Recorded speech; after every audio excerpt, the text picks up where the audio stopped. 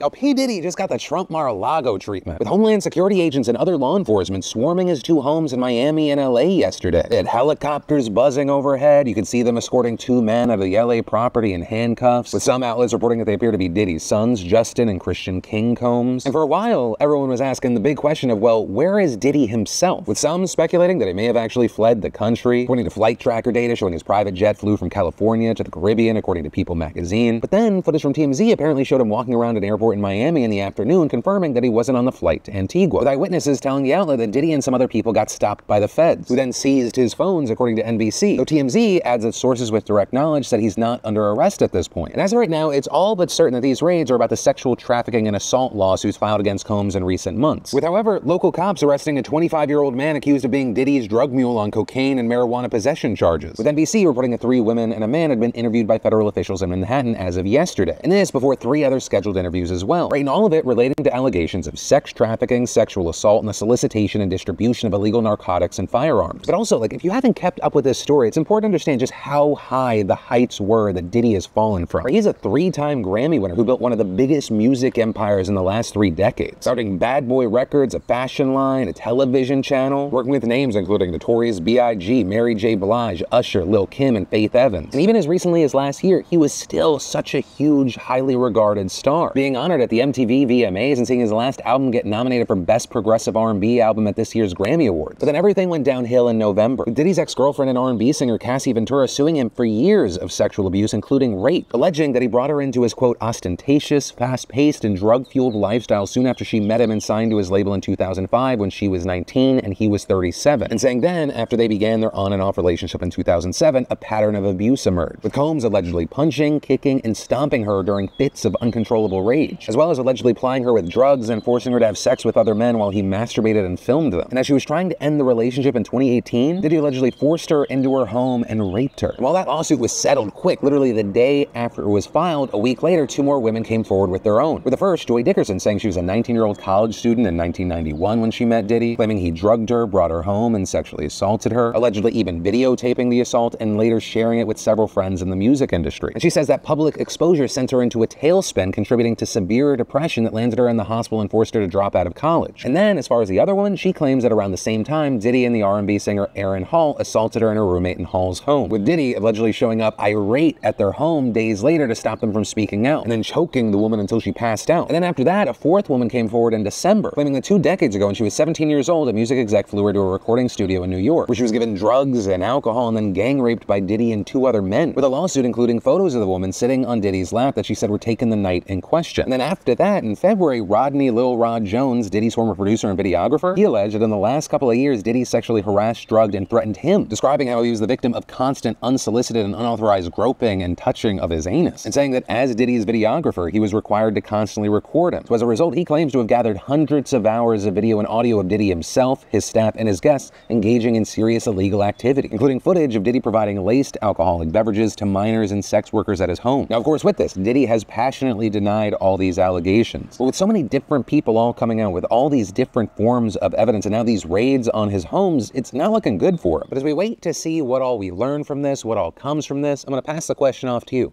What are your thoughts here?